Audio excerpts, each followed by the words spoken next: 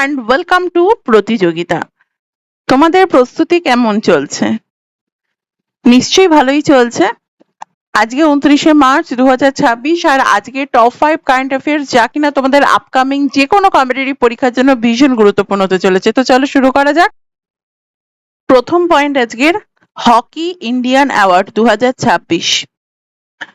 পুরুষ বিভাগে হার্দিক সিং এবং মহিলা বিভাগে নবনীত কৌর। এই সংক্রান্ত ইনফরমেশন আমি মেনশন করে দিয়েছি, তো দুটো ল্যাঙ্গুয়েজেই আছে, তোমরা একটু দেখে নিও।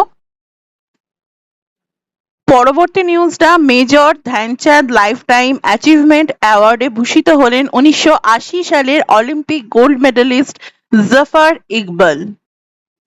এই কোশ্চেনটা কিন্তু ভীষণ গুরুত্বপূর্ণ, আপকামিং WBCS কেন যে কোনো পরীক্ষার জন্যই গুরুত্বপূর্ণ।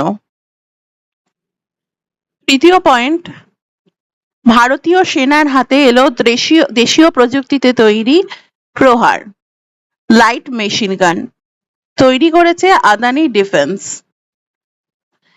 এই সংক্রান্ত ইনফরমেশন মেনশন করা আছে, তোমরা একটুখানি গো থ্রু করো।